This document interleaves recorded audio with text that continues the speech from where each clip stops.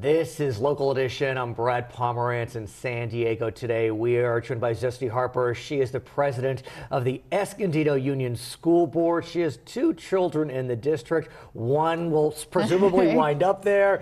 The baby is only 3 years old. Tell us a bit, just very broadly, about Escondido Union School District. Escondido Union School District is the 6th largest elementary school district in the state. Wow. Yes, we have about 16,000 students. We have 23 schools, which is a combination of our 5 middle. We have 17 elementary, and then we have this new model we have where it's going to be 4 through 8 in this 4 through 8 intermediate category. Tell us about that. I haven't heard of that model. My wife went to a school that was K-8. Yes. Right, but I haven't heard of a 4-8. Tell us. So we wanted to, we are trying to respond to the parents' needs where they're kind of leery of that transition into middle school. So we want a broader range of grades. So it's really of a community school where everyone's tied together. So we had teachers actually develop this school. We kind of gave them a blank slate and said, fascinating. Whatever you want to do, whatever you think will be the best, and we had teachers design it, and it's our Quantum Academy. It's a great program. Yeah, let's talk about Quantum, because I know that you had mentioned it. Has it opened yet? It is open. So Could you tell, I want to hear all about it. Okay, so we have 4th, 5th, and 6th, and now this year 7th graders, and next year we'll add the 8th grade, because we have to keep building, expanding on the building. But they have like flexible seating, they have maker labs, you know, project-based designs. The walls are all whiteboards. You know, so they can write wherever they want. They have their iPads, they do robotics, they do 3D printing. It's a very innovative concept we have. What students can attend Quantum? Could anyone in Escondido Union? Anyone in Escondido. It's a lottery, so many kids want to get in. We do have a lottery every year. Are you oversubscribed? Oh yes, You're having it's very to use popular. Your lottery system? It's very popular, so it's hopefully a model we can duplicate in the district to let more students in. Are you aware of other school districts that have adopted the 4-8 model? I mean, I've never heard of it. I can't think of anyone specifically, but our parents are really responding well to it, and so are the students. They really enjoy that. So give us a sense whether they go to Quantum or otherwise. Since it's a K-8, the students are going to a different district. You know, there are many unified school districts, San Diego Unified, K-12. Where do your students matriculate to? So they go to Escondido Union High School District. Got it. So once they get into 9th grade. Got it. Okay, so let's talk about some of your other innovative programs, because there are many. I want to hear about the Del Dios Middle School. So our Del Dios Academy of Arts and Science is a fantastic program. They actually just received a $100,000 grant for a new science lab. $100,000. $100,000 for a new science grant. From whom? Whomever. How did you do it? Well, it was the top 5 in the nation. I think they've picked 5 schools in the entire nation. We have such an innovative program. And so that's coming soon. So they really focus on STEAM, the science, technology, but they also focus on the arts as well. It's not STEM anymore, it's STEAM. Exactly. They have a tremendous band program, a chorus. They go out into the community, do performances. Also a lottery school? That is, they can get there by school of choice. A school of choice, So you either buy your boundaries, or you can actually put in a school of choice application to get into that school. Let me ask you about Conway Elementary, another innovative school. This is one of my favorite schools. They have expeditionary learning. I want to hear So it really is trying to put them into what they're going to face in their life. So the 4th graders this year, they were tasked with studying the trout in the Escondido stream. So we have the stream that runs from the mountains all the way to the ocean. Well, there's not very many trout in there anymore. So they did this whole semester on figuring out why aren't there any trout anymore? What can we do to help the trout? They raised their own trout.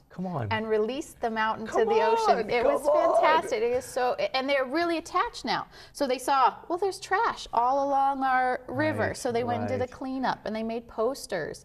And now they're making their own water bottles because they don't want you to use the, the unrecyclable water bottles. It's a great program. So every year they have something different like that that really connects them to their community and real life problems and figuring those out. Right. I know you also have some outstanding audio visual programs. Being a journalist in television myself, I'd love to meet the future journalists of America. You actually should come out. For example, at Mission Middle School, they have a very active media program that wins awards. They do cute commercials and movies, and the kids are so engaged in it. And really, I mean, that's one of the motivations for them to come to school, I is love to really that. participate in that program and make media that resonates with their peers and also with the community. What about your iRead program? I think that's district-wide, is that right? Yes, the iRead was developed by some of our teachers, actually, because they wanted to use technology and really connect to the students. And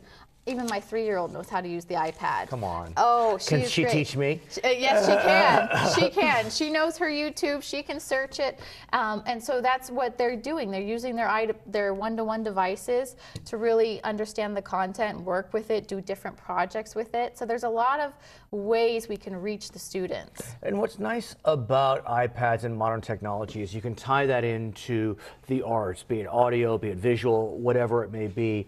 And Escondido Union is making the visual and performing arts a priority. Absolutely. I mean, you have a very specific program that you're taking students through starting in 3rd grade. Could you give us a sense of that? Right, because I think the arts touches students on a different level. I think some students who might not want to go in the book every day, but we have that art class or that music class. And I've heard, you probably know this, that music and math, there's a very strong connection. So if you can engage a student in music, that can transfer over into math acumen. Absolutely. And so we start with our 3rd graders. Right. I mean, kindergarten through 2nd, they have their own little music program.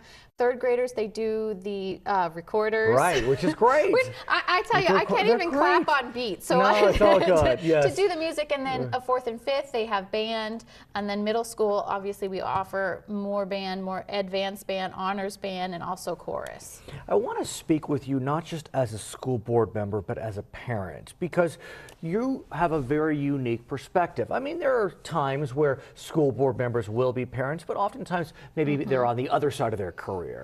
And so give us a sense how it is for Zesty Harper not only to be the president of the school board, but be the president of the school board who has 2 kids in the district. Right. I try not to bring that up during student conference. No, but in the best sense, though. Right, absolutely. In the best sense. And I used to be a teacher as well. Oh, you're okay. What'd you teach? 5th and 6th grade. I like it. I like it. Yeah. So I feel like I have a great different perspectives that I can pull from. So especially as a parent and actually someone who has lived in Escondido their whole life. Did you go to Escondido Union Schools? Yes, I did. Come on. Yes, I did. So did my husband. Are there any teachers in the district that either you or your husband had? My husband, absolutely. My husband keeps running into teachers. That he had? Yes, that he's Come had. on. Oh, I love that. It's great. It's a small town. We Right. love Escondido. Escondido's beautiful. So that's one of my motivations, is to keep people in Escondido, keep my children in Escondido, and draw more people to Escondido. So I think we do that with great schools, great parks, great communities. So that's where, as a parent, it's really important for me, because we're doing so many great things in Escondido, and I want everyone to know about it. So what are your hopes and dreams for the school district as you move forward, not only as a parent, as president, but also as a native? Absolutely. I mean, well, I want to have a stellar reputation. I think that reputation is everything. We can be doing all these great things in the classroom, but if no one knows about them, they're not going to come to Escondido. Well, you're here. Exactly. So that helps. I'm overcoming my fear. Right. And You've share. done a great job. You've done an outstanding.